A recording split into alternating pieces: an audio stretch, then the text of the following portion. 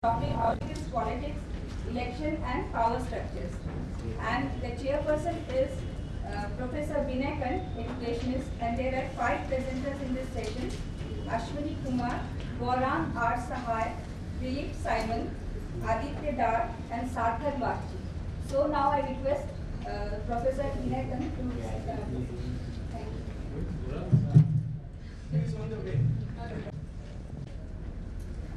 Well, it is profile is just being handed over to me, so obviously I can't go into the details of the profile right now. So without waiting for that, and we have very little time, so obviously we can't wait for that.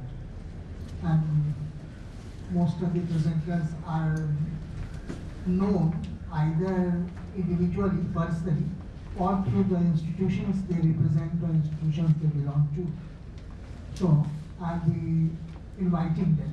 It is going to be a very interesting presentation, especially after UP elections, I suppose. And even otherwise, power is now virtually the central point around which all other parameters are organized, be it the social parameters or economic parameters. So that way also it is likely to be a very, very interesting session. And we have some very young presenters, and young presenters with young minds, with fresh minds, must have some fresh points to make. I had occasions to listen to some of the presentations of these scholars recently in Patna University, and I found the presentation very new, very fresh, unlike the ones we come across in academia, in the university circles especially. So I invite one by one the presenters, and let us start with Ashwini Kumar. Before that, just a word of caution. Since we have 5 presentations to go through, I think 12 minutes of presentation can be allotted at best to each presenter, maybe 1 or 2 minutes extra if need be, but normally 12 minutes of presentation followed by discussion, some discussion. But I propose that we have the discussion at the end of the 5 presentations, because if we take up the discussions after each presentation, maybe it takes extra time. So we shall take up the questions after all the 5 presentations have been made. So I start with Professor Ashwini Kumar.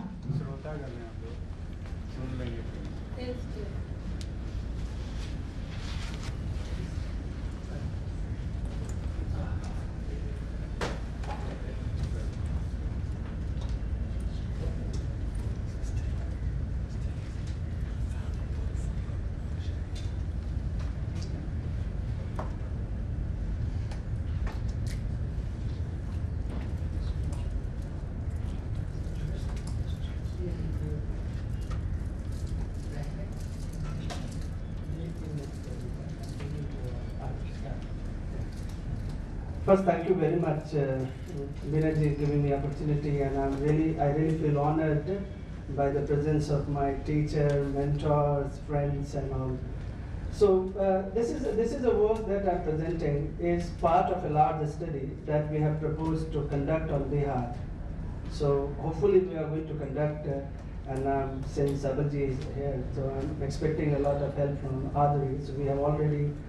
We will make this announcement next week, in April 1st week.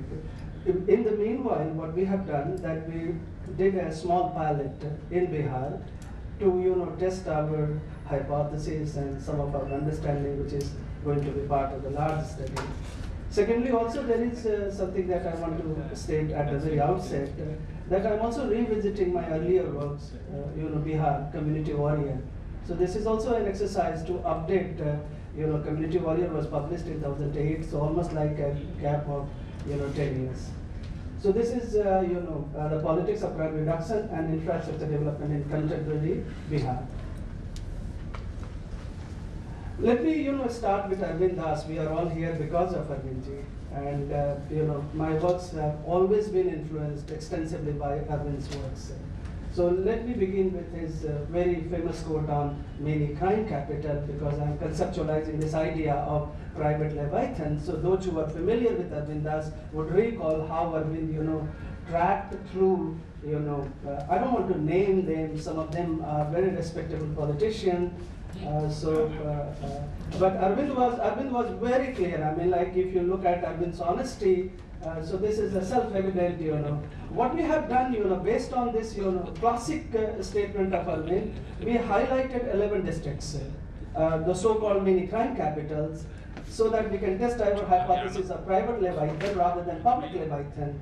And then we conducted one film trial in Siwan district. So this is Arvind Das. What is the context is this is the context, how do low-income conflict-prone societies control crime, restore autonomy of the state and transition to development. And then we are, raising corollary questions and also asking that if this is going to happen in a low-income society like Bihar, this assumes a level of resource mobilization and institutionalization governance reforms. And then looking at those who are familiar with the Bihar, most of us, that it is hard to achieve for a society with lower state capacity, In my work in Community Warrior, I coined a phrase, privatization of the state capacity, which is self-evident, during, previous two regimes, before Nitish Ji came to power in 2005. And this is the puzzle that we are testing, and this we have tested in one district. How did a big state like Bihar, succeed, or rather how Bihar succeeded in reducing high-value coercive crime, like kidnapping or ransom, dacoity, and murder. But the same state, if you look at the paradox, was ineffective in controlling other forms of crime, like riots, rapes, crimes against scheduled caste, Dalits, burglary, and theft. Secondly, when we look at the data, we are not presenting the whole set of data. We will be able to present data after 6 months. Some data we will present today. As many as, you have heard about, most celebrated story of, conviction of criminals. And I'm told, looking at the data, we have police data from 2005 to 2016, 93,000 criminals have been convicted. We looked at a small sample of the data, and we found out that 3 out of 4 convicted criminals have spent only 1 year or less in prison. An unresolved question we are asking is, why didn't they resume their activities after they were released? Where are they? What are they doing? So we are tracking them. So this is like, the data you can see, the decreased crime rate, And the celebration, I'm also part of this celebration, and the revival of the civic society and civic energy in Bihar. So this is very familiar story that Bihar had restored, state capacity and also tackled, the most notorious crime like kidnapping for ransom. Now let's come to this. Now increasing crime rates. Since I'm as a scholar looking at the crime rate, and I've tracked Bihar almost like last 15 years, it seems that, I'm not based on some journalistic reporting, but based on the data provided by Bihar government, there seems to be a spike in certain forms of crime. So we are looking at, in terms of the secular rise and secular decline, So there are some crimes rising, and some crimes have been tackled very, very efficiently. What kind of riot are you talking about? We are looking at the riots, no, we are not looking at the caste riots. Yeah. We are looking at, what is called in Bihar, Indian Penal Code, cognizable riots, disturbances, not the religious riots, not the communal. But there is a qualify. Let me qualify. In the data, we found out that they have also aggregated, evidence of religious riot. So there is a problem, in the data that we have looked at, the way they compile the data, the riots data. They don't segregate, religious riot from other forms of riot. So this is also maybe, when we conduct the study and refine the study, then we will refine the data ourselves, two of us. Aditya, I'm sorry to mention, Aditya is here. He is part of my team, and I think he is the lead researcher. So this is interesting, If you look at, 12,500, this is, out of this big celebrated story. the conviction story. But now look at the reality of this story. So we have here, so 12,500 out of 4,000 prisoners have spent less than 1 year, 9 months. So this is like, the time spent in years, we have calculated this. So out of 9,400 prisoners, we are going to expand the data, and we are going to, track, each prisoner and the time spent in the prison. Secondly, what we are going to propose here, what is the novelty of this work? The novelty of work is based on our own understanding, what we are going to call, and we have called in our last proposal, it's called political accommodation theory. So you are using political accommodation, and these what the so-called criminals, I coined a phrase in my earlier book, Community Warriors, violent political entrepreneurs. I'm going to explain it very briefly, hopefully succinctly, that they have been accommodated in the fast-rising sector of infrastructure, the construction sector. If you look at, this is again a familiar story. Anyone who comes to Bihar, the most interesting thing, rather intriguing, is the roads are all over. I've traveled through Bihar on 2-3 occasions in the last 5 years, and anywhere you can travel in Bihar. So this is our estimate. So these estimates are, I'm not going to get into the estimates.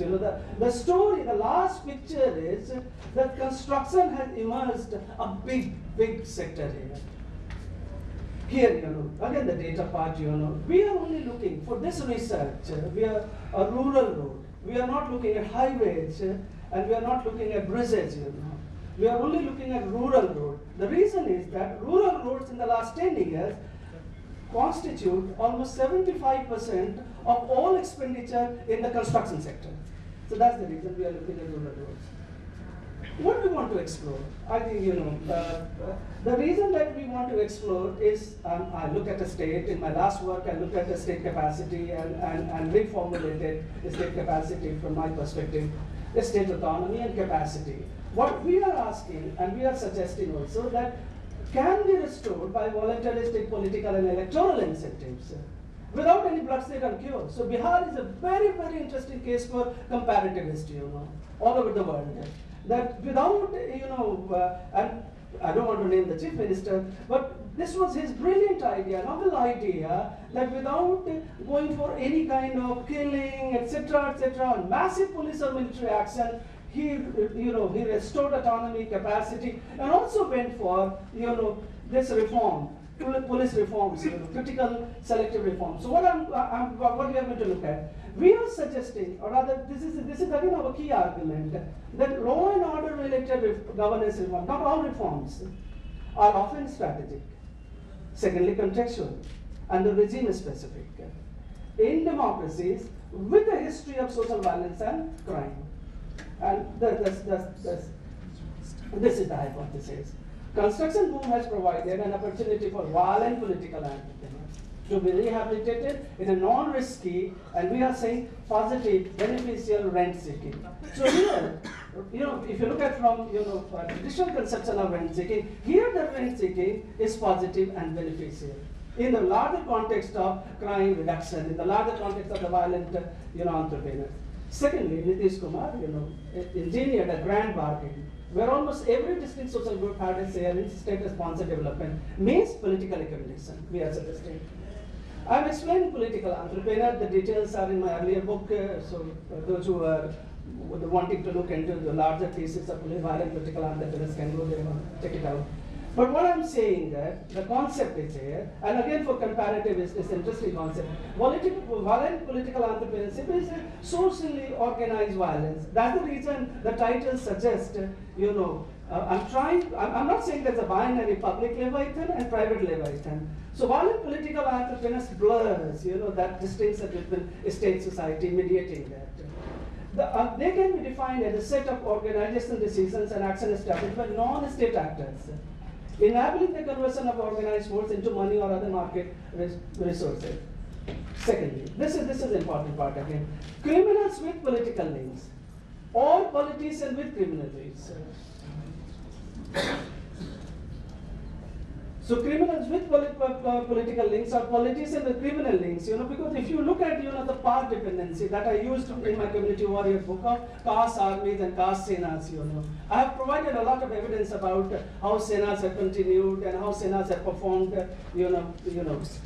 political function or quasi-political function. So I'm suggesting here again, there is a, despite the crime reduction, despite the restoration of the state capacity, violent political entrepreneurs continue in Bihar. Through direct or surrogate social agents, they provide market-related functions like security, contract enforcement, dispute settlement, and transactions. They also exercise, interestingly, influence over provisioning of public services. We have a small sample, Siwan only.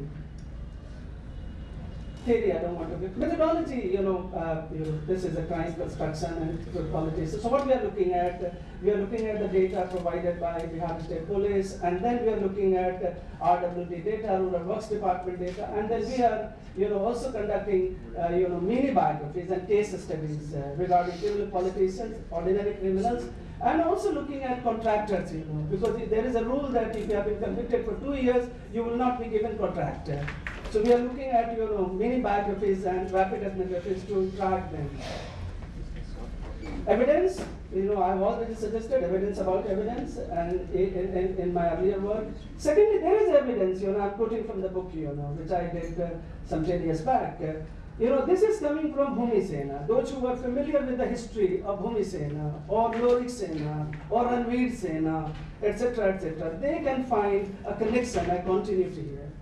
Anecdotal evidence, so far, we are hearing a lot of anecdotal evidence about, police superintendent, former DCs, and police officers. We have spoken to a lot of people here, citing only two cases.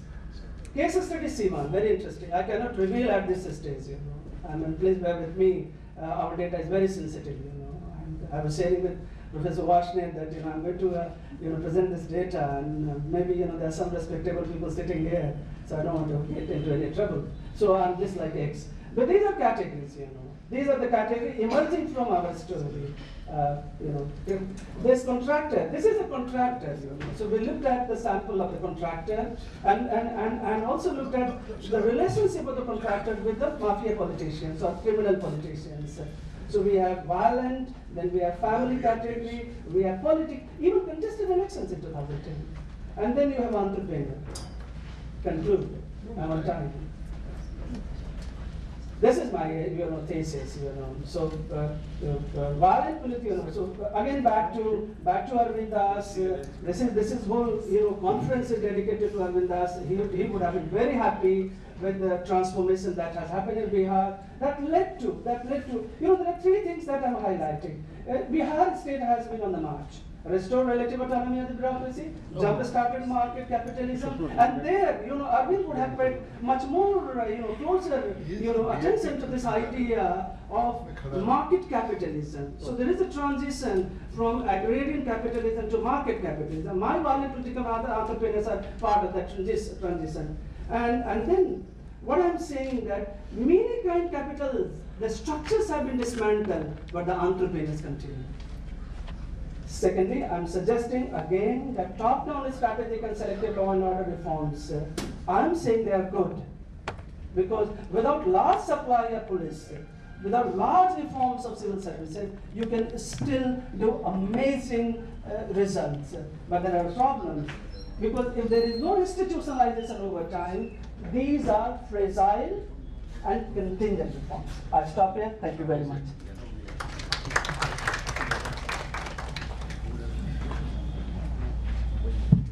Thank you, Ashwini, for exceeding by just 3 minutes or 4 minutes, and not more. So we have another person from, another professor from TIS, this time with a sociology background. He had a political science background, and now we have a sociology background. Goran Azhar. So I invite Goran for the presentation.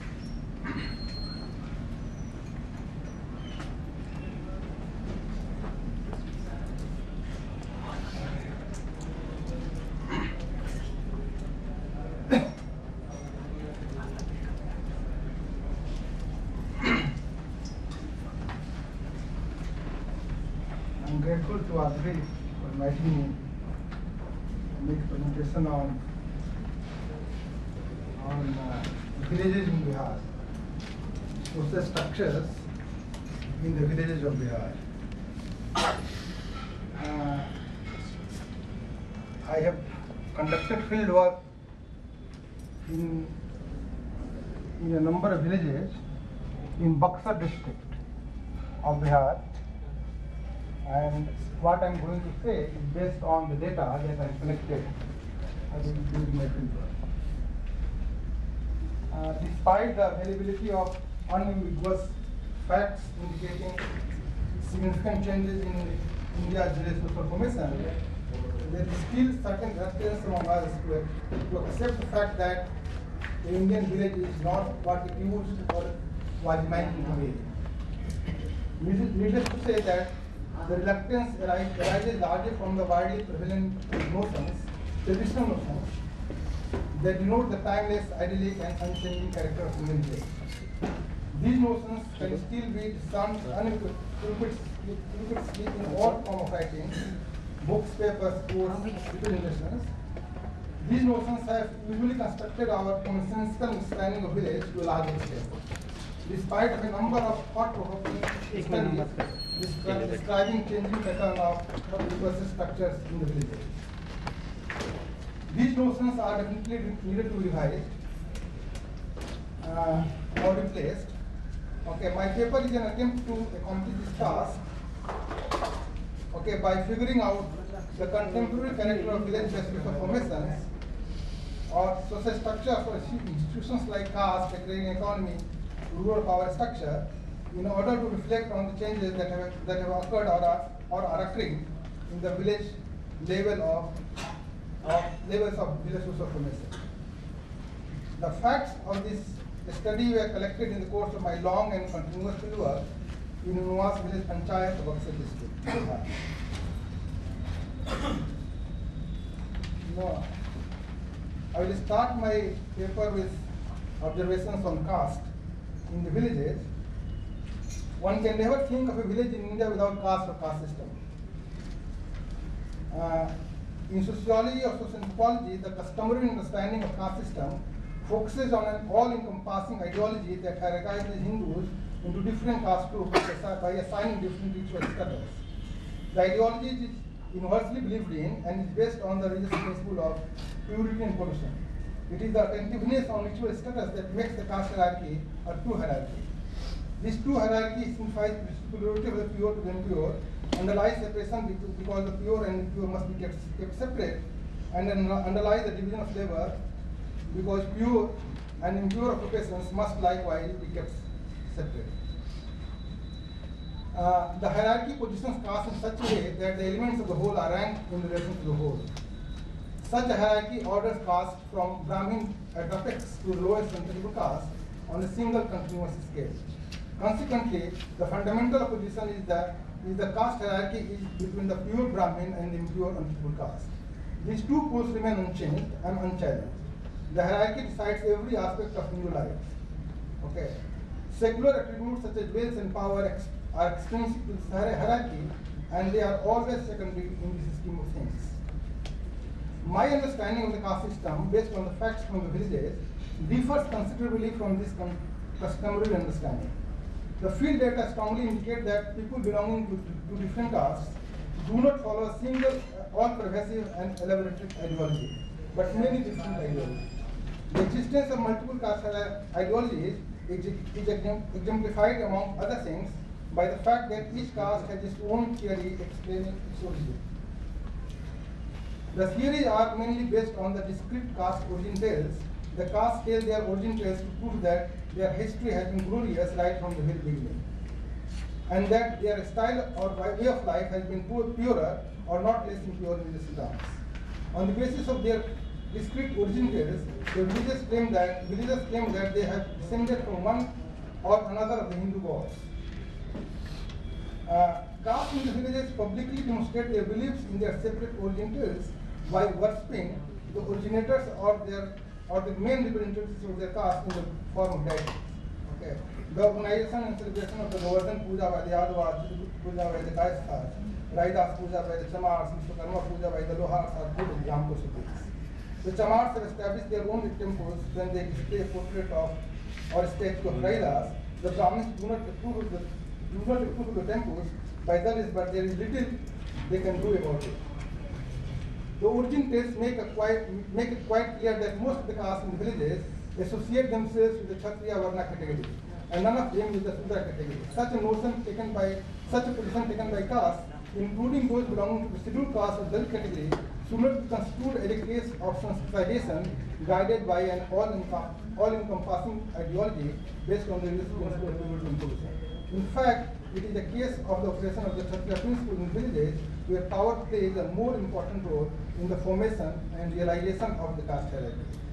The caste ideology based on the origin case suggests that all castes in the villages, including the depressed lower castes, value themselves and their ritual practices very highly and consider themselves pure in this terms. The origin case in every instance invokes a mythic past when the castes, including so-called low castes, actually held dignified high status. The castes that are depressed in the villages, such as the scheduled caste and many backward castes, believe that their present condition is an outcome either of mistakes committed by their forefathers or of elite caste secondary. They maintain that those who consider themselves less pure or impure impose on them forcefully certain alien rules, ideologies, ritual practices, and styles of life. Different castes present different religious ideologies, but have certain common values because all of them belong to Hinduism. That is why the various castes, apart from worshipping caste-specific deities, separately and independently worship some common deities together as well. This apart, all castes without exception value and justify the ritualized social practice of endogamy. They believe that since they have different origins, they are biologically different. The practice of endogamy is universally observed in villages that enables castes to maintain their discrete character and different identities, even if all consider themselves equally pure in these terms. The point that castes subscribe to their own ideologies and accordingly position themselves in the structural caste system is further substantiated by the absence of sensitization in the village. Regardless of what may have happened in the past, the field data suggests that so-called lower castes in the villages do not think of sensitizing their style of life, but instead re-emphasize their discrete character by highlighting the superiority of their own ideologies, customs, rituals, and styles of life. They are not proud of their identity, but on the contrary feel proud of them. They do not feel inferior and therefore do not feel the need to sensitize. If they wished, they could sensitize themselves because they have acquired the needed economic and or political or numerical power for this purpose. In the village panchayat, Yadav, Baniya, Chaman, Koli are economically and politically or numerically powerful enough to sensitize themselves. But they do not do so. They observe their own caste-specific customs, rituals, and deity worship, have their own caste-specific ideologies, and do not assume the sacred trade. They are avowedly anti-Brahminical. In fact, most of the Koli and several of the Yadav families do not avail of the services of the Brahmin Purohit. They do not disapprove of Hindu marriage. Many of them practice and promote non-vegetarianism. They do not make chandan, what is called liquid from sandalwood marks on their foreheads, nor through the long lock of hair or ticket. The unrestricted choice of occupation by different castes in villages also confirms the view that castes are not guided by an all-encompassing caste hierarchy based on various principles of human imposition. This is also underscored by the way the Jajmani system is practiced in the villages. The Jajmani system is traditionally considered as the primary caste institution based on the principle of human imposition has ceased to provide a basic framework for the division of labor in the villages. In fact, it no longer encompasses each and every individual family or household of caste. The individual family or household, not the caste, is the fundamental basis of the Jajmani system in the villages. Economic motivations are primarily in the operation of the system because the household that provides the services of farming or Brahmin, Purohit or Brahmin, Mahabrahman, expect only economic benefits from the Jajmani. That is why those who manage to get better economically rewarding jobs give up their caste patients at the earliest possibility. The economically better position family that would Brahmin or Purohit caste do not perform the caste. The household which provide the services of colony of community provide the master are generally involved in other as well. The fact that various castes and villages differentiate themselves from one another on the basis of their distinct origin and psychology, life practices does not mean that they do not advertise themselves in respect to one another. In fact, each caste is also a hierarchy which is constantly contested by other castes.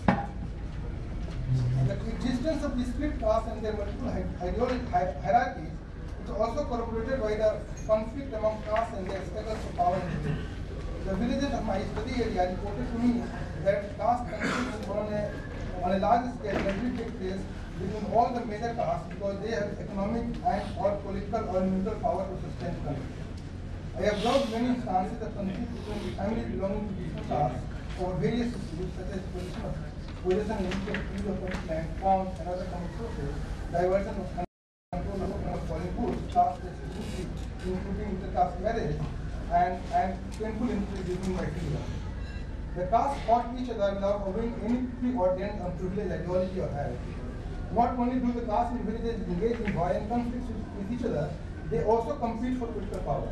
The villagers participate in the local and wider or informal and formal political processes to acquire power. For this purpose, they mobilize and organize mass support by using and manipulating available caste-based allegiance and businesses. In the villages, large still the practice belong to allegiances and are structured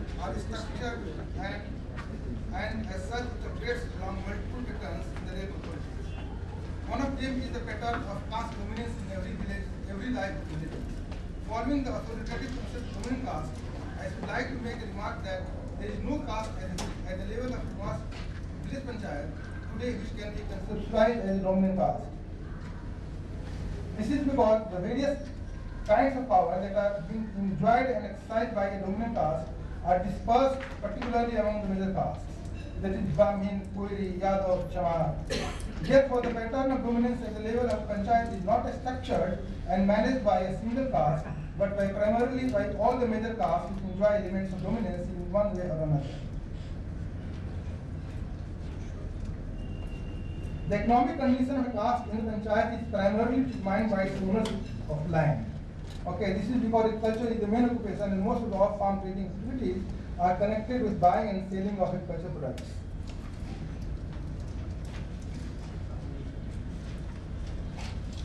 The contested and shared character of caste dominance in the villages is also substantiated by the fact that village level phenomena and affairs are not led by a few individuals of a particular caste leading different factions as it is believed to turn out if there is dominant caste. Actually, all the major or more dominant castes have some members who act as leaders of their own caste. These individuals play an important role when it comes to village politics.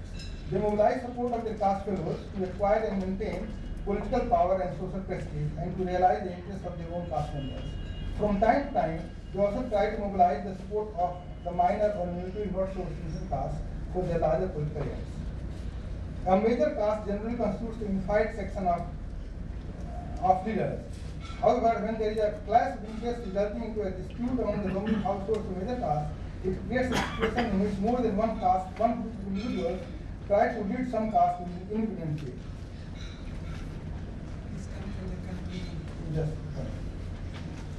The absence of a dominant caste and the consequent diffusion of power among the competing major castes have brought about some significant changes in villages. Now all castes, including the minor backward castes and scheduled castes, express their political views and preferences.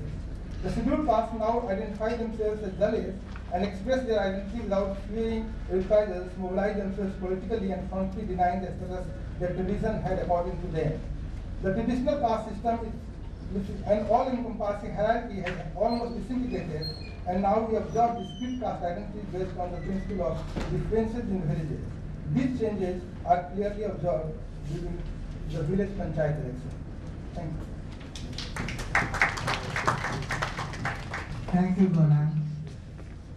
And now we have the third presenter. You can speak from there.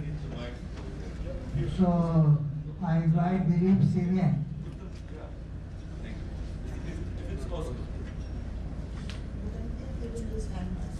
Yeah, then I won't be able to use my hands.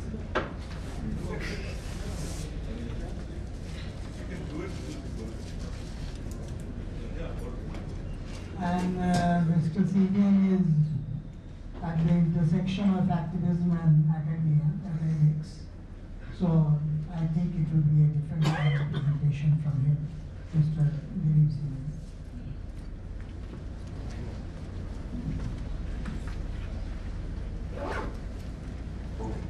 Thank you so much for allowing me to speak from here, sir. I don't know whether it's appropriate for me to say this, but the activism went back to the time when Arvind was also an activist, and he was the person who actually got me into Marxism and Naxalism and so on. So it's a very old association I have. I think I may safely say that among people here, I probably have known Arvind for more than anyone else. So it's out of regard and affection also that I'm making this presentation. This is a paper which I had written some years ago. It's an outcome of my PhD research, which was on labor movement in Jharkhand. It was titled Labor Movement in South Bihar because in those days there was no Jharkhand. But it's a very complex argument, and at best I can just give you the bare outlines of it. One aspect is a story, of course based on facts, and the other aspect is an interpretation of the whole Adivasi movement and the concept of Adivasi in Jharkhand and so on. The story is about a strike, and what is very interesting to me is how a small and supposedly insignificant strike that took place in August 1929 could have so many intricate implications and ramifications that in order to actually unravel those, one would have to go into very minute details. I have done that in this paper, which I have supplied to the organizers, but there is of course no question of reading it out or anything like that. Anyone who wants to understand how complex this is will have to take the trouble to read it. But I'll explain to you why. I'll just read out a paragraph so as to explain to you why it's so complex and why it's so important. Late in August 1939, there took place in a small iron foundry in Jamshedpur a strike. And its owners were a local Bengali businessman called N.N. Rakit and a Marwadi entrepreneur from Calcutta. The workforce consisted of a little over 2,500 workers. Most of them were Adivasis and Odias, a few hundred workers from North Bihar and the Indo-Gangetic Plain. A large proportion, probably up to 40%, were women. The management was known for being arbitrary even by the notoriously low standards of the capitalists of Jamshedpur. The workers were low paid, with no security at the beginning, with no security, and hundreds of hands had been discharged. At the time that our story begins, already there have been discharges. The president of the union was a charismatic Abdul Bari, who was also the deputy speaker of the Bihar Legislative Assembly. I have written about his career fairly extensively in my book. Trouble at the workplace had resulted in spontaneous demonstrations, as was not uncommon in the area. In the ensuing developments, the management used their links with the emerging leader of the Adivasi Mahasabha, Jayapal Singh, and the Odia congressman Nilkant Das to convince the bulk of their workers to remain at work, that is to break the strike. They were abetted by Bari's chief rival in Jamshedpur, Manik Homi, who had led a famous general strike in Tata's in 1928. By November, the strike had ended, and historic developments such as the outbreak of the Second World War, resignation of provincial Congress ministries, and promulgation of emergency in non-industrial areas had pushed the plight of the foundry workers into the background. Nevertheless, echoes of that event resounded for some time in political overtures to Jayapal Singh by the estranged leader of the Congress, Subhash Chandra Bose, in the content of Jayapal Singh's speech welcoming Bose to Chota Nagpur and the stance of the administration towards union leaders. So was the strike a case of ethnic identities being used by the management to sabotage working class unity? Why did prominent local leaders such as Bari Homi and Jayapal Singh get involved? Why did workers respond to blatant instigation to strike breaking? Did they have their own agenda? What role did gender issues play? So I attempt to unravel all this. Basically, we have a strike. The strike is a very small and unknown factory. The strike has a large component of women workers. the strike is broken with political intervention and broken by using and leveraging Adivasi sentiment. The leader of the Adivasi Mahasabha in this area becomes politically very active. He leads the attempt at breaking the strike. Subhash Chandra Bose jumps into the fray from two different ends. One, he was to begin at the beginning of the story, he is still fighting to retain his position as the second time elected president of the Congress. And by the time the thing ends, he has been pushed out and his stance changes. It's a very, very complex. So there are three different dimensions to it. One dimension is the local, factional, political. Another dimension is what you might call social, sociological, historical sociology and demography, labor demography, the component of the workforce and all. A third dimension is national, political, geostrategic, etc. All of these things crisscross with one another in the strike. I will just briefly describe to you what happened and then read out a few things and then present what my thesis is, what significance this has to help us understand politics of Jharkhand and Adivasis and so on. The barest outline of the events is that there was a large number of Adivasi workers and also Odia workers in this foundry. I don't need to tell scholars of Bihar and Jharkhand the whole complex story of labor employment in this area. By and large, you have an Adivasi workforce and a workforce drawn from Odisha, which basically does the coolie jobs. In mining, the women do the picking and carrying jobs. Alright? Gradually, women are banned from underground working, but you still find that the banning of women from underground is resisted by the authorities for as long as 90 years after it had been banned in Britain. So banning women from underground labor took 90 years longer than it actually was done in Britain, and they were because of the pressure of the provincial governments. So women's labor in the coolie jobs especially was very, very high proportion. They used to be called rezas. Rezas many times they would be paid half of what men would be paid for the same work. There is instances of rezas complaining and resisting the treatment that they were subjected to in the unions and in the workforce. So supervisory abuse was known in Jharkhand, and I'm not talking. I think all of you know that Jharkhand is the home of heavy metallurgical development in Indian industry. A whole lot of industries developed here, and of course the most striking was iron and coal, and of course Tata Nagar. But what's interesting is that the workforce itself was divided amongst itself. And amongst you find repeatedly that workers are capable of transcending identity, ethnic identity, for the purpose of conducting a united class movement. So far from getting divided by ethnicity, certainly in my research on Tata Nagar strike, I found that actually workers were leveraging class identities to get together as a class. It's very fascinating, and it was self-activity. The workers got rid of their leader, got a new leader. They were very, very active. And workers of Jamshedpur adopted a Parsi, and then a Musalman, and then a Sikh as some of the main iconic heroes. So it's a city which is not known for ethnic divisiveness among the workers, even though Tatas had deliberately employed people from all over the country deliberately to keep ethnic division in the working class. And yet it didn't work. But this is one case where ethnicity worked to break a strike. So I found, having studied the labor movement over a whole period, I found it very fascinating that the strike could be broken by leveraging ethnic identity. So anyway, what happened was that we have instances of women protesting against foul language by upcountry men, who could have been members of the union also. So there are instances where women write letters through an intermediary. Those days there was a communist activist called Patnaik.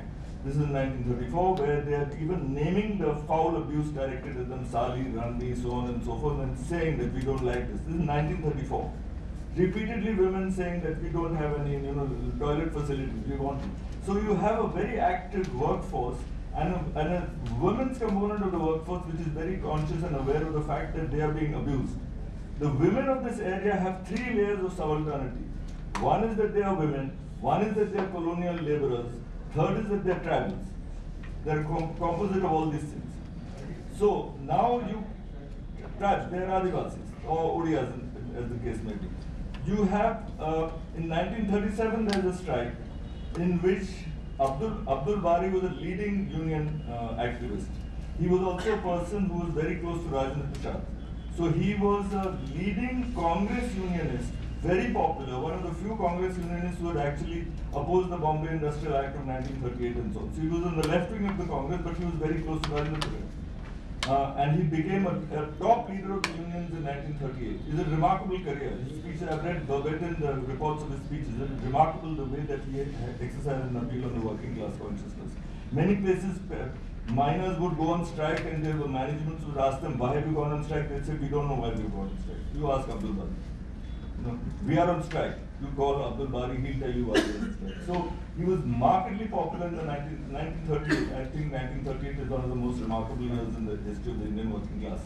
Anyway, what happened was that in 1938, 37 there was a strike in Indian steel wire products. And Bari was not in charge of it.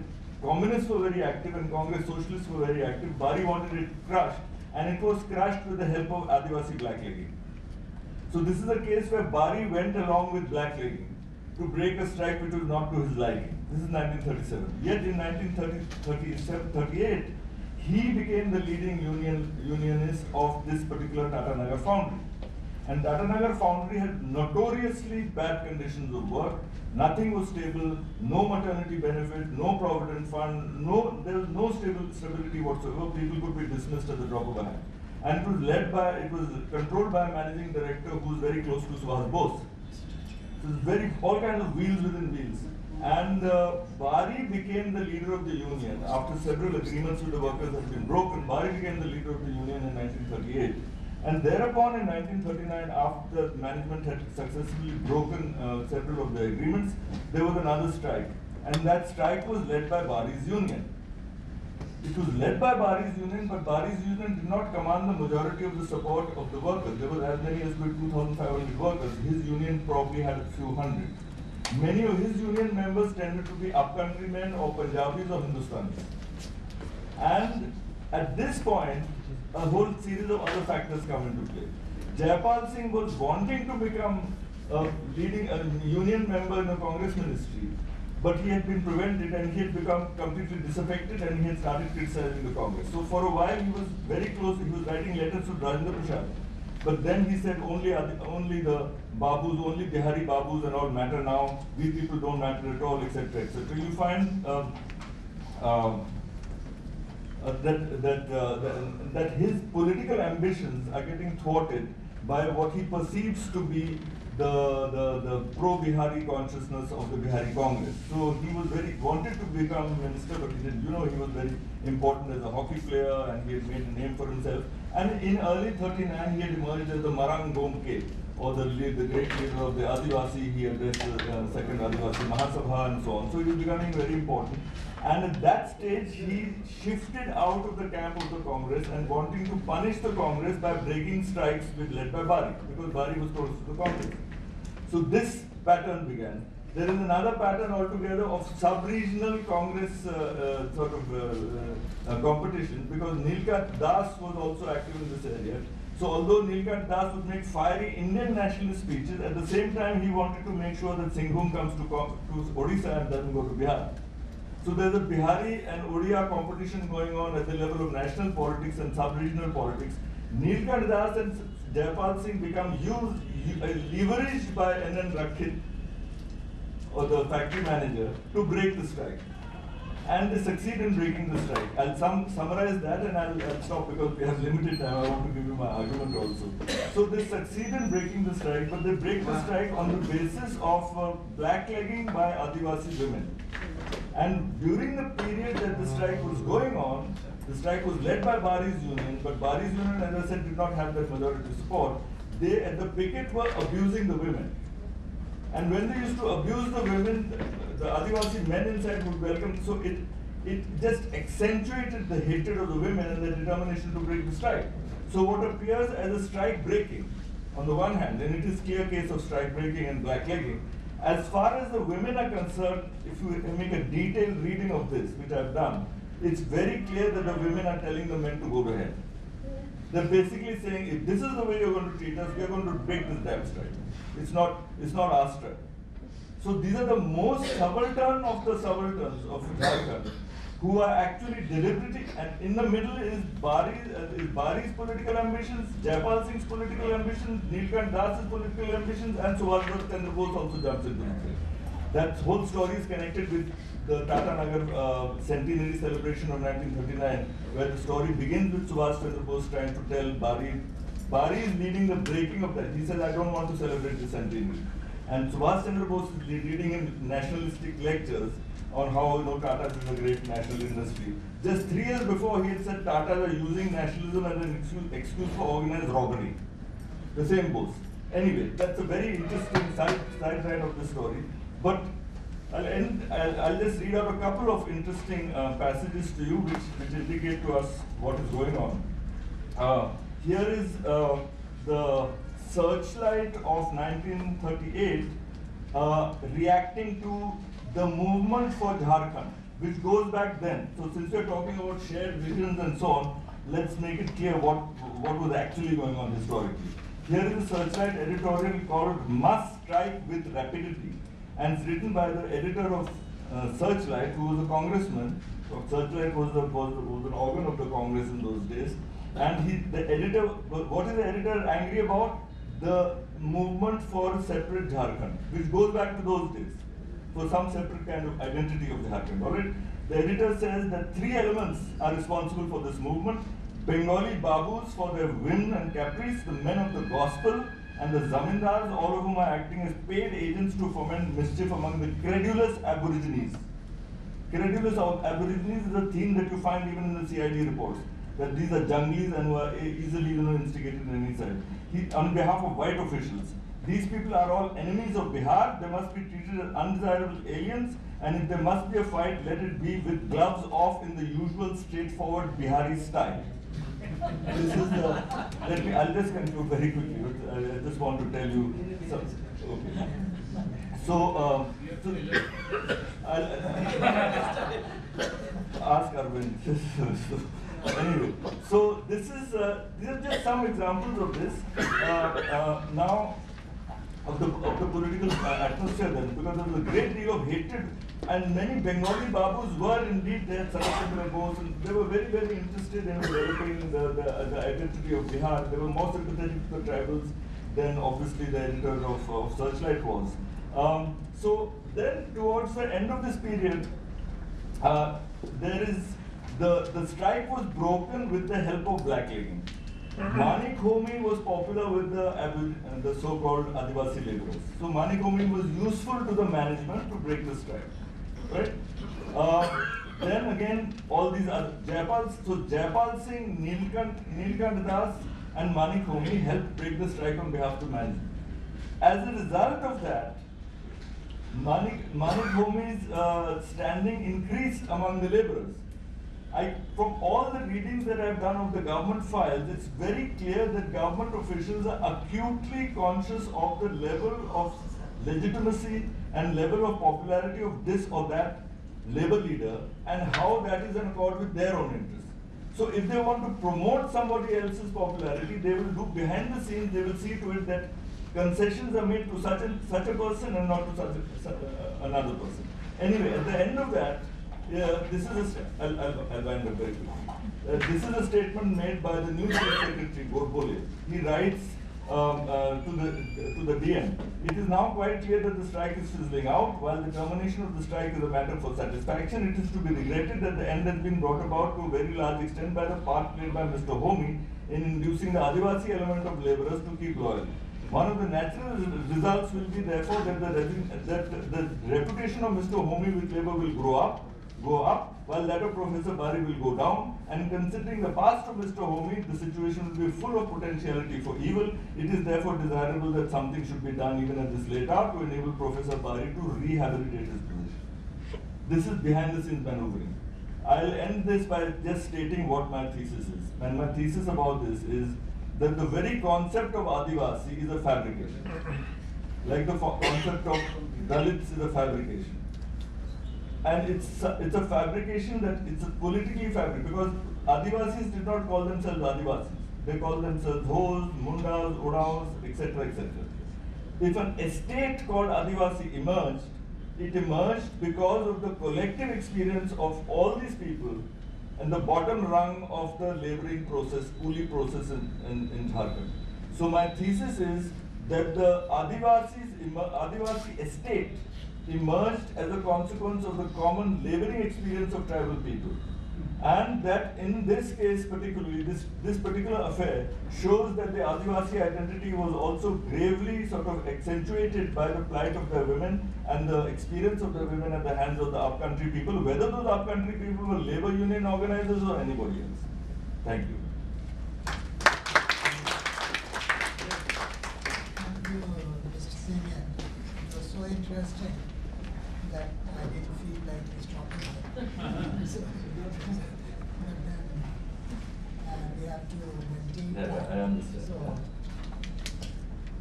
I invite the next speaker, I think, Karthik, to make his presentation.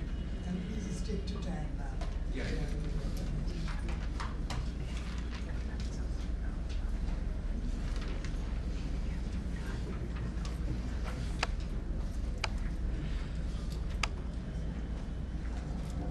Thank you very much for this opportunity to speak with actually this honor to actually speak on the same panel as my faculty are the girls are Ashwini Kumar and talking at this. So I indeed thank the organizers for this conference, and I'm really honored to be here. I'm going to speak about part of an IGC study, so I should also acknowledge. I should also acknowledge the grant by the International Growth Center for Health Research to this topic that I've been doing for a while. And it's an interesting segue from Professor Stevens' remarks about how the various communities, the identities of various communities seem to be, I suppose, constructed. And I want us to sort of revisit that idea to see, is what is the role of identity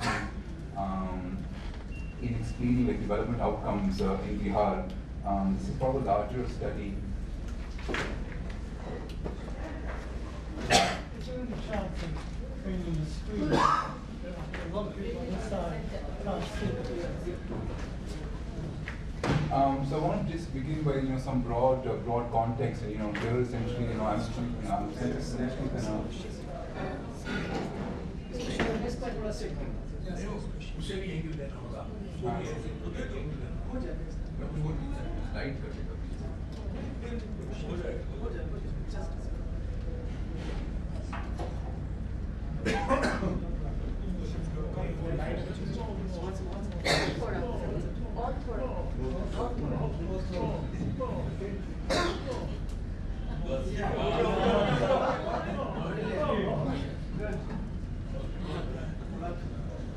Yeah, so I'm starting off basically this whole institutionalist view that institutions matter for development, and one part of these institutions are really what kind of politics and what kind of politicians help create these institutions, and so I would so far our understanding of studying politicians has been obviously driven by the identity of who the politician is. We heard earlier today as well how various subaltern groups are either included or excluded as part of democracy in India, and in fact much of the literature so far has really focused on a certain identity that you're born with, right? So you're born as a male or female, you're born with a certain caste, born with a certain religion, and people have looked at what the correlation of that is with the kind of development work politicians do in their own constituency. What I want to do is basically, just revisit that idea. So, essentially, if you're looking at just, the sort of percentages of member of parliaments in Bihar, this is the kind of story that we had heard today, right? So, some of the lower BC, which is the most backward category of caste, they seem to be very, sort of disproportionately underrepresented in Bihar, and that's what we were hearing in the morning as well. And the same kind of story pattern also holds true for the village panchayats, where you find, both mukhyas, in the 1970 elections, and then in 2001, there's actually strong dominance of upper caste and upper VCs across all panchayats in Bihar. This, of course, has changed with Nitish Kumar's sort of reservation policy for EDCs. And so you do find, just in the lens of identity, that all right, it seems as if greater democratization is taking place in Bihar, and we want to just provide some evidence to suggest that maybe this is not the best lens to look through, to look at development outcomes. And so what I want to do in this paper is to basically focus on really what is happening to democracy at the subnational level in India. Who is really entering into politics, right? So I want to shift the story instead of caste identity or gender identity or religion identity to really understanding how is political selection taking place. Okay? So what is the background? Like what is the political background of politicians, and what are the implications of selecting these kind of leaders into politics, right? So I won't answer the first question because of time constraints. I just want to focus on the second question, which is looking at as the implications, right? So what I'm going to do is understand not through the lens of just some kind of also in the morning we heard about this whole idea about dynasty. And that's getting a lot of traction as to saying that about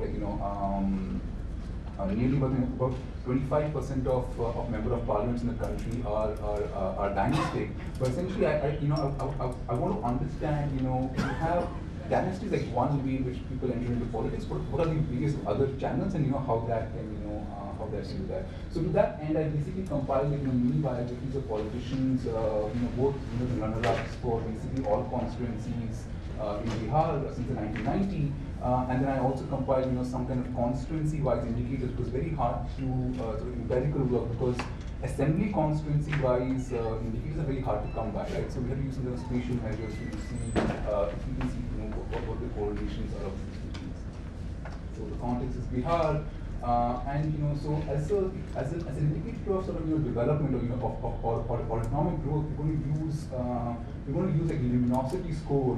Basically, NASA satellites from space detect what parts of the country are lit, and you can sort of use that to estimate some kind of a proxy for the kind of for the kind of economic outcome. So Bihar seems very dark here, but there is sufficient within Bihar variation that can be explored. As a robustness check, as a robustness check, I'm also going to look at sort of the depth of water table. And the reason I chose this measure is because one, it lends itself very easily to construct a spatial measure at the assembly constituency level as well. But groundwater exploitation correlates very well with greater agricultural development, right? So keeping aside the environmental consequences for one, as in for one end, deeper water tables means that greater irrigation, or at least some sort of agricultural damage. And just in addition to these economic outcomes, I also want to bring the story to look at political outcomes as well, right? So we're not just only going to look at vote shares at the assembly constituency. Here we're going to look at what we're going to look at is polling station level data. There are about more than 50,000 polling stations in the state. And really the reason why I want to focus on this is to see what is the variation in the vote shares within the constituency, right? So if I'm a politician and if I get the same amount of votes from all of my polling stations, that means I have no variation. So no variation is good. If on the other hand, a politician is basically getting votes from only one part of the polling station and not on part of the other, that's going to show you higher variation, right? So we want to see whether it is indeed true that different kind of politicians have different strategies in the way they contest elections. Okay? And so we use both these outcomes for for the economic story and the political story to see what we do. So just to give you an idea of some of the of these mini biographies that we collected, here's an example of Nitish Mishra, who would basically be qualified, in my categorization as a dynastic politician, because his entry into politics, comes because he has a blood relationship with Jagannath Mishra. Okay. We would also classify Anu Shukla as a dynastic or as a hereditary politician because she's a relative of a strongman, right? Munna Shukla himself would be a strongman, but his wife would be classified as a strongman's relative. Okay. An example of a climber would be like Som Prakash Singh, who basically was a sub-inspector. So anybody who rises from a lower bureaucracy, right? So if this was an IAS officer who was contesting elections, they would be a parachuter, right? But because of a sub-inspector, rising from the below, he's an example of what I would call a climber, right? So you can basically compile a bunch of these biographies basically for all politicians across all election cycles since the 1990. And you can be, what I'll be looking at are these two categories. Parachuters are the people who are one, hereditary are, who have had a family relationship and have been an elected member, right? So it's key that you have to be elected, okay? Zamindar, so in the Champaran region, you still find a lot of these candidates are actually zamindars. Business leaders are are your contractors, people who were in the contracting business earlier and then switched into politics. They are businesses. Inducted are people who could be like I don't know like cricket persons or singers or some kind of people who were who were basically taken away from their from the major occupation because someone thought that party leaders thought that they would have like mass charismatic appeal. And a strongman's relative would be classified as a parachuter.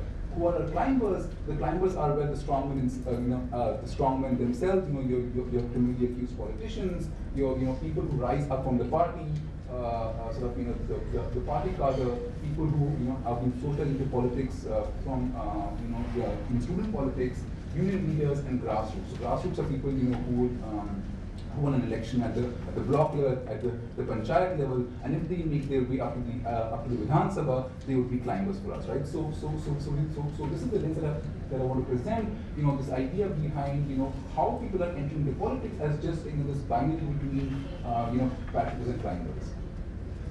And so I think I might be out of time soon. So maybe I'll just skip to the final just to show you example of of the parachuter politicians over time, right? So you basically have so this data is only until 2010, and almost half of the legislative assembly, right? Half of the MLAs are parachuters and half of the MLAs are climbers, right? So the graphs in the blue are basically the proportions of winning MLAs, and the graphs in the pink are proportions of the ones who came first runner-up, right? And you can see what's actually happening over time is that the runner-ups and winners, they were so there was still about, so basically at any given point of time, like you have almost a split half and half into how people are entering the politics, right? And this is so we want to see what this has to do, right? So so this is just parachuter candidates. If you're interested in hereditary politicians or family politicians, you will see that that they are also much likely to actually win elections actually with last Vidhan Sabha than come first. Yeah. So what we then do is basically see, all right, so now we have data for like all 243 constituencies. We have, what kind of people are entering into politics. You want to see, okay, within a constituency. So imagine a constituency, and you want to say, okay, I want to now compare in a given constituency what happens when a parachuter gets elected and what happens when a climber gets elected, right? So that's what this regression equation is doing. Is basically regressing, what my outcome variable is, the night lights measure, on whether a politician was a parachuter or not, controlling for a bunch of things, right? So, I'm happy to speak about, the technical details later on, but basically the findings are the following, right? What we are finding is that, the result is very robust to a bunch of specifications, but at any given point of time, since 1990, parachuters are associated with lower development outcomes, right? So a negative sign means that a parachuter has a lesser development outcome in that particular constituency compared with climbers, right? So we are finding this correlation, which is fairly robust with a bunch of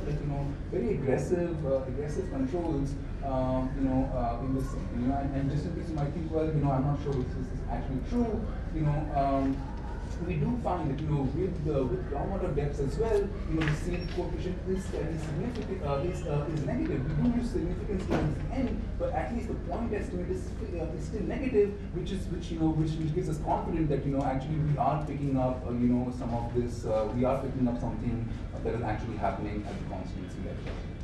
Okay, and so the part of the story then is that if parachuters are associated with weak development outcomes, why are they getting re-elected, right? I mean, why don't voters vote them out? And I think that brings me to the story of the economic institution and what's actually happening at the local level is that parachuters have basically captured local level institutions, right? So I don't show the data here, but if you look at the variation of the vote share that they get within polling stations, what we find is that people who are parachuters who come from above, they are more likely to get their votes from one part of the assembly constituency, whereas the climbers they have their votes more spread across the constituency. That gives us a sense that if that's true, then all that parachuters have to do is basically make a minimum winning coalition by just targeting benefits to one part of the assembly constituency, and that's how they're able to win elections, right? So so that's like one channel. What we also did, what I also did was conduct a survey like in 250 villages across 4 districts of Bihar, where we basically tried to find out the profile of panchayat leaders, and we asked the question as to so we basically made a listing of all local level elites. So we asked people who's the money lender, who's the mukhia in 2001, the mukhia in 2006, and so on and so forth. Who are the political brokers, right? People you go to meet in case you want to get your work done at the block office, people you would like to meet in case you want to get your work done at the police station, who are the money lenders, who are the contractors, and for every person, we also ask the question as to, has anyone in their family also contested elections, right? And what we are finding is that across a bunch of categories, so across traders, money lenders, brokers, contractors, and local elites, nearly 1/4 of these elites have had some of their family members in politics, right? So this goes to earlier what Professor Sahai was saying, that you have within this lens of caste and community that we are accustomed to seeing, what we find is that your family is a key institutional tie that I think we need to spend some more time thinking about, because this has has implications the kind of as a kind of selection in our democracy. Yeah, thank you very much. Thank you, Aditya. So now we have the last presentation of the session. Mr. Saket Kimachi.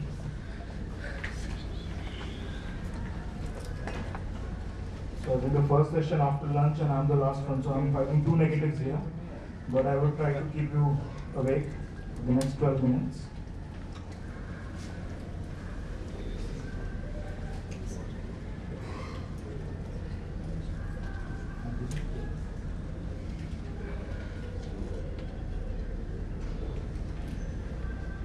So my topic is, this paper is a part of my PhD thesis that I'm working on currently and in Leiden University, and this is a part of the comparative study that I was doing on clientelism and patronage in elections in Maharashtra and Bihar. So these observations and these findings are part of my Bihar fieldwork, where I was very glad to have support and hospitality of Dr. Gupta and Adri. And so I will start on the focus on brokers, the point at which Aditya left his presentation, because my focus is looking at the informal politics. And before I begin, I would like to start with 2 vignettes from my fieldwork. So the first one is, on the road from Patna to Darbhanga, near Samastipur, there is an intersection of 2 national highways. NH103 and NH28, called Musri Gharari. Those who are from Bihar might know it. So unlike other sleepy small towns of the side of highways, this place has a special character. It is known as the center of power or power brokers, from where politics of at least 4 neighboring districts is either controlled or influenced. Situated at almost the geographical midpoint of Samastipur, Begusarai, Vaishali and Darbhanga, Musri Gharari becomes an important node from where power is manufactured and manifested in North Bihar. So from Karpuri Thakur to Nitish Kumar to even local leaders of Zilla Parishad and Prakhand, every politician has been associated to this place in one way or the other.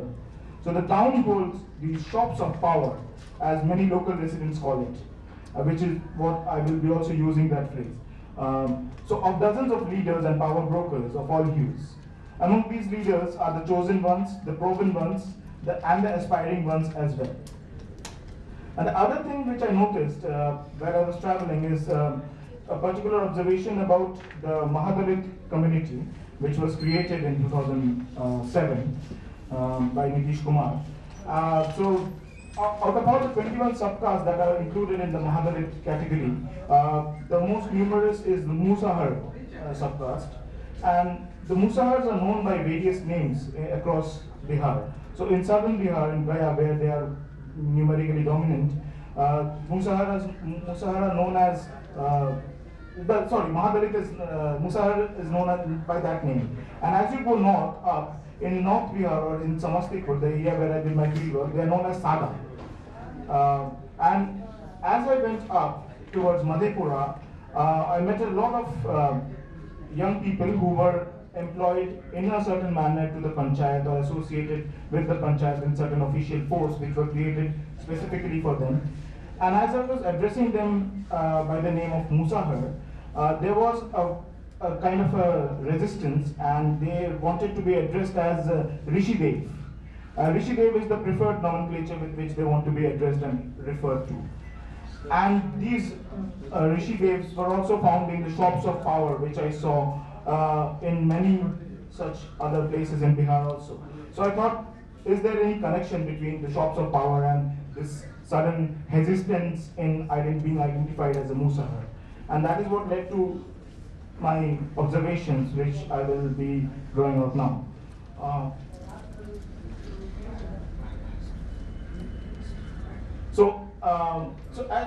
What I want, or what I define, or what I mean by clientelistic politics is very simple, is that the distribution of resources, or the promise of distribution of resources by the political office holders in exchange for political support, and primarily, although not exclusively, in the form of vote. So this can be also in campaign support and also voting support. The characteristic features of any clientelistic exchange relationship is basically hierarchical arrangements. There are bonds of dependence because it's a patron-client relationship. Much similar to what Professor Gaurang was mentioning about the Jajmani system. Also, there's a mechanism of dominance. There's a highly selective and particularistic material exchange, preferably at the time or before elections, but also in a continuous manner as well. These are highly individualistic, but also bonds of submission, which are informal, although they are tightly binding.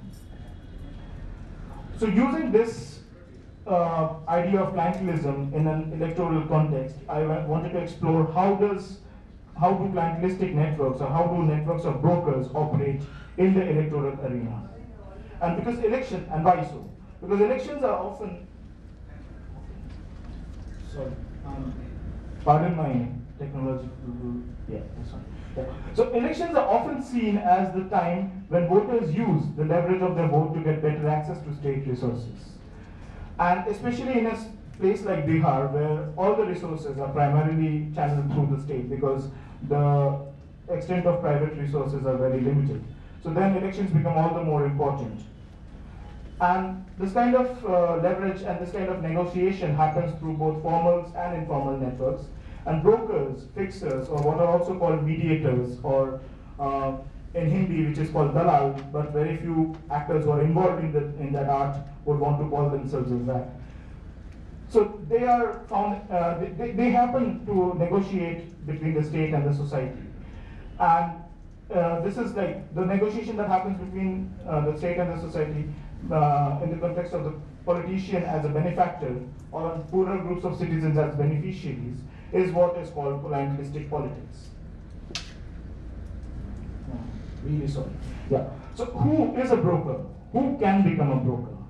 So broker is somebody who is basically playing this kind of the role of a funnel, who represents the society outwards onto the state and the state inwards into the society. Brokers are also some political brokers or fixers, or what Anirudh Krishna has called Nyanetas, are an important part in this informal exchange and in this mediation. Because as we know, as Aditya just said, that there are more needs of the voters than just programmatic policies or just formal structures of politics or party politics. In their work, even Corbridge and others have identified brokers or fixers as an important tool through which the poorer citizens get an access or engage with the state. So how do you become a broker, or who becomes a broker? So the broker firstly has to show a proximity to power is a key element, that they have to show themselves as somebody very close to the politician. And how does that happen in the election campaigns is that the closest you are to the candidate, the good or the more effective broker you are, and that's how your influence on your voters begins to have an effect. So even in the campaigning, you can see the brokers are sitting closely with the candidate, or like in this one, they are carrying the candidate, and that you can easily identify them as he is the senior broker surrounded by his sub-brokers. Also these kind of things during the campaign, that you will be sharing the days or sharing the chairs with the candidate. So brokers are also judged on the effectiveness of their delivery, which is the primary job of a broker, apart from hanging out with the politicians, is that they have to take development to the last level. Like you see, this road is an example of that, because the house, you can see, it is almost at the last end of the village. But in the 1990s, something changed in Bihar, like in the post-Mandal era. A large process or a large kind of slogan went around that, Vikas nahi samman chahiye. So we don't want development, but we want dignity, give us dignity. And that is where brokerage also emerged as a very important point, or as an important platform for creating that or getting that dignity. Because traditionally both the patrons and the brokers used to be from the upper caste, like the Bhumihars or the Rajputs, who had control over lands and other modes of production. And in the 1990s, there was the agency of development, state as an agency of development, was shunned, and it was seen as a tool for political struggle by the backward castes. And this resulted in the emergence of many brokers from the dominant backward caste, like the Yadavs, and the educated backward caste, like the Kurmi, who managed informal politics at the village level in the post-Mandal era. So the major difference that you see in the villages, like Professor Gaurang was also mentioning, that the dispersion of the dominant caste and that. So whenever you talk to people, whenever I spoke to people and those who I interviewed, the one major change that they talked about, definitely there were roads, there was electricity, there were other things. But one major thing was, पहले हम जमीन पर बैठते थे बाबू साहब के सामने. बाबू साहब means Rajput. In the north, in the field in which I was working, बाबू साहब meant Rajput. पहले हम जमीन पर बैठते थे, अब हम कुर्सी पर भी बैठने लगे हैं. And this was a major change that enabled, that was a result of the fight for dignity or samman over development. Development came as a byproduct. I think somebody was mentioning in the morning also. Like Sankarshan Thakur just mentioned in the morning. And Lalu Yadav is definitely credited for that change. What happened, the mediators and the brokers under Lalu's regime were usually the party activists from the ruling party who had diversified interest into the business, and by taking up the government contracts, which were very limited in numbers. And since there were no panchayat elections in Bihar in 1978 to 2001 period, there were virtually no elected representatives at the village level. And so there was actually a lack of people who could play the role of the mediator. And the mediators emerging under Lalu's regime distributed very little of resources and relied more on the delivery of services like protection and mediation in land disputes and in police matters and other things. But what happened and what changed in Nitish's period was that there was a more widespread of the power centers or the shops of power, like I was saying, that there were more people incorporated into the state, into the system, who act as brokers and sub-brokers for the state. Yeah. And so this has been linked to the decentralization and how decentralization has linked to the establishment of a political society at the village level in Bihar. And what this has led to is this has lessened the gap between this representative and those who are represented. So because there are many layers now available through which they can approach the state and they can approach to claim the resources, that has reduced the gap between the representative and those who are voting. And this is not so in the other state that I studied in Maharashtra. So, and why panchayats? Because panchayats are the main active zone of all the development, and they are a very fruitful zone for all the proliferation of these kind of brokerage, because panchayats are getting a lot of money in the terms of development fund. They're getting money from the center, they're getting money from the MLA area development fund, which is now being centralized by Nitish Kumar under the CM development fund from 2010 to 2014. And each panchayat is getting to an amount of around 80 lakh to 1.25 crore based on its population size.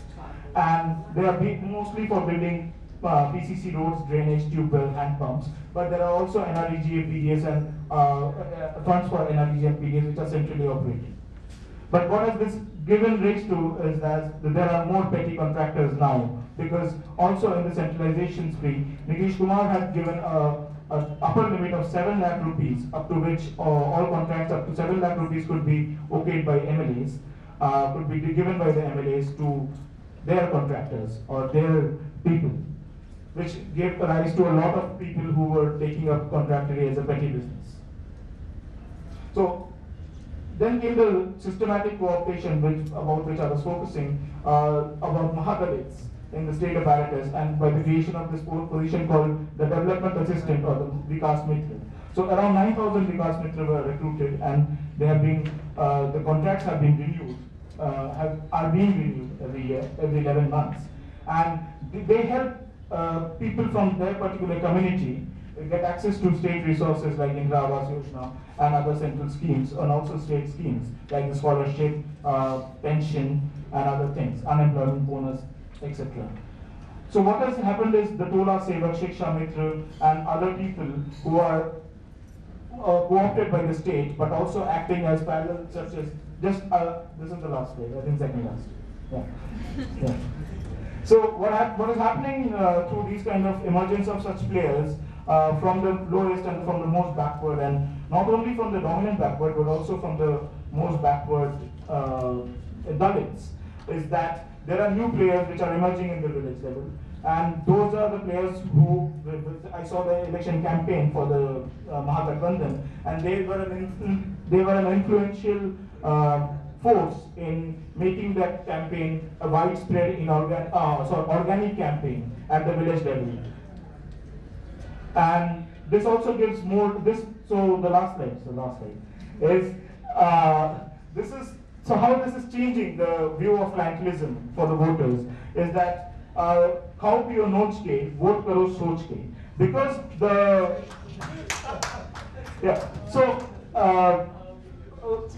one of the major aspects of clientelistic accountability or perverse accountability is the ability of politicians or patrons to monitor the voting behavior of the clients.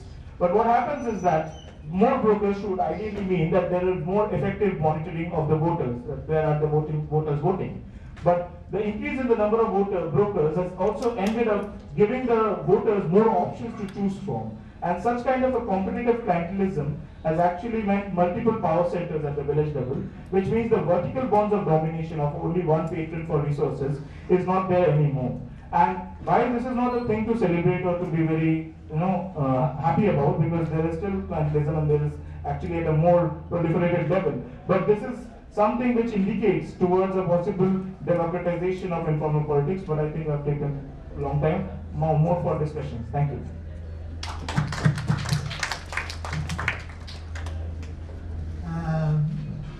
We have exceeded time, of course. I was a bad chair that way. But before I open up the session and ask you for questions, a couple of remarks I would like to make, not exactly to be answered. One, there were many laudatory remarks about our present minister and the current state of development in India. But then, that raises some of the points, especially for researchers from outside. Those points need to be appreciated. They better keep those things also in mind. Suppose you are talking about transition from some kind of a private leviathan to public leviathan or something like that. So the point is not exactly restoration of a state, because there may be a conflict between state and people, state and democracy. The point which was made by Sartak subsequently, Samman, although this word is not a new one. Even among the tribals, this word was there in Santhal uprising. Not that it was not there, it was there in Santhal uprising, Hul uprising, in many previous eras also. We come across such terminology. There was some very interesting terminology which was coined by Aditya. But then, we will have to look at the scenario in a different manner. Where are the entrepreneurs? Because the state itself is pumping money. Are villages truly developing? That is the question. If the roads are roads which are coming up exactly being controlled by these village level democratic bodies or panchayat level democratic bodies, no, they are not. They are not. The money is coming from the center. It is not market capital. It is not market capital. It is some kind of business, some kind of public revenue which is actually going into the development process. So those things will have to be taken into account. As a human rights activist, because I have been in this field for at least 3.5 decades, I have noticed the manner in which changes took place in the Nitish era. It could be very clear in terminology also, or in naming persons. In the Nitish era, police sometimes became atrocious. There were atrocities on the villagers who were coming from outside or lower class people, etc., etc. So the type of crime classification that you get, the spikes in the crime, what is the pattern? What does it explain? You have to look into those questions as well. Only then you can understand the present scenario of the state. That was one remark that I wanted to make regarding all the presentations indeed, because these presentations have one kind of, except one, which was made by Vicky, because he was in a historical and he was making a presentation in a historical context. But those things will have to be taken into account. So now the house is open for the questions, but then we don't have time, so I'll just allow 3 questions. I will expect from Sartak, be very young.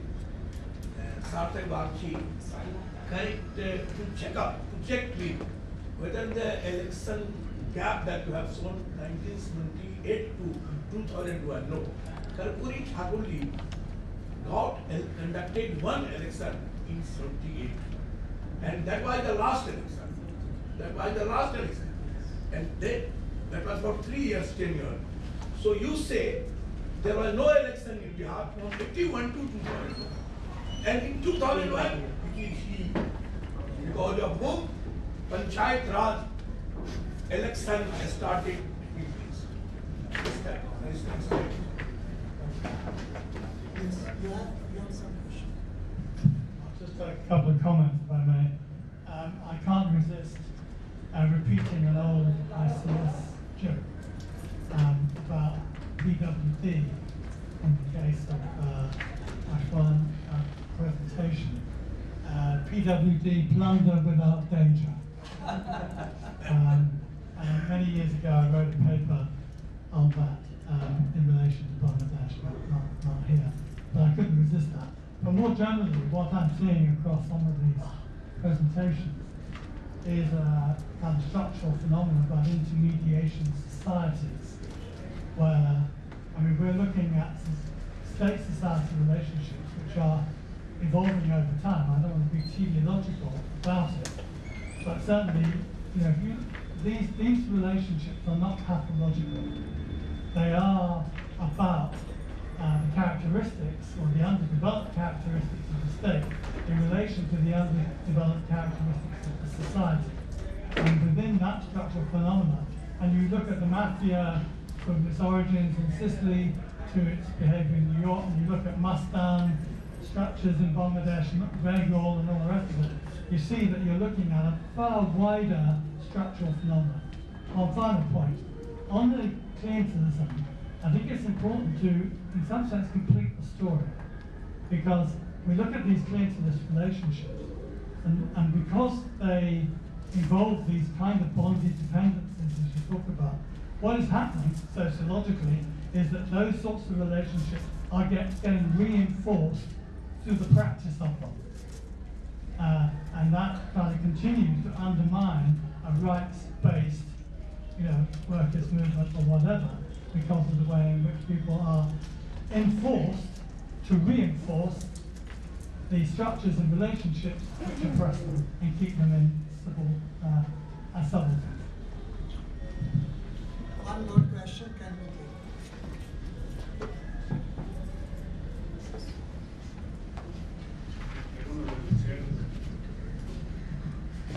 I don't know whether the chair is permitted, but the mic has reached me.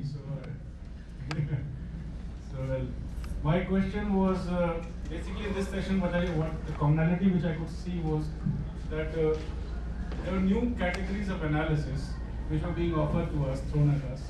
I don't know what is the historicity, what is the conceptual grounding, or how organic those categories are, like paratroopers, climbers, brokers, etc. And somehow I could sense, probably, I don't know, maybe I'm wrong, a sort of a contempt or pathos for the political process in which this, which informs these categorizations. And therefore, say for example, to Sarthak I would say that just as an example in cyber, not picking on Sarthak as such, I would say that when we say broker to about when political party cadres, etc., are referred to as brokers, dalal, since assume that there is sort of a contempt for the political process through which politics in every culture or every society will take its own dynamic, and therefore the existing structures also would reflect in the, it wouldn't be in the same modern rationality kind of a paradigm as it should be. One question I have from Simeon, which is when his argument that Adivasi is a fragmentation of, but then you yourself say that it fabrication. is fabrication. But then you yourself say that it emerges out of the common laboring experience of the tribal people. There is not a fabrication. It emerges from the experience, located within the experience. They fabricated it. I'm not saying I fabricated it. The people fabricated it. Okay, so your question is already responded. So, I have a very small question. Very small question. Because time is over. Yes, no comment. Just a very small question. to the Lakshmi. When you say tribals and Orias, I was just curious to know whether the Orias were also tribal people from Orissa, or whether you had any idea whether they were what caste or religion or ethnicity they came. Okay, thank you. That's a very reasonable question. I feel basically from the data that I gather, they would be categorized, and it's quite likely that some of the people coming from Singhbhum or the Mayurbhanj, etc., would have also been tribal. So by and large, we tend to, it's difficult to make out from the data how it is reported. It's quite likely. So terminology-wise, Odia is of course a regional terminology, but then people who are coming from Odisha are usually tribals. But they would be speaking Odia, that's why they would be So less 1 minute for Sarthak to respond to the questions, because many questions were. Thank you so much. I'm delighted, and I think I get the extra 1 minute for stretching it. But yeah, and thank you so much for the correction, sir. And also to Tanvi, the thing is that when I use the term broker or as a mediator, as a fixer, this has been, there is a tradition of that kind of a work, like James Maynard, Myron Wiener and others have also comparative aspect of brokerage in Indian states. But what I wanted to say by focusing on this is also a lot of political science research is only looking at vote share and voting behavior is subjected to only the final choice that happens after the polling, but not the creation of the voting behavior. How do you make the voting choice? And that is where these brokers or these periodicals, these mediators, play an important role in the election campaign.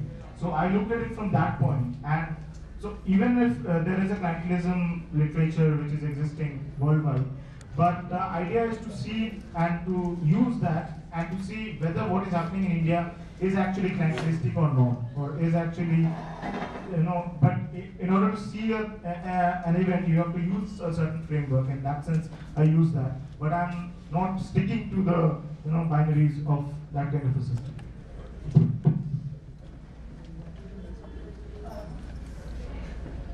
Is that conversation with it? So since time is out, and at 4:45, Deepankar Gupta is going to deliver his Silver Jubilee lecture in Ashoka Hall.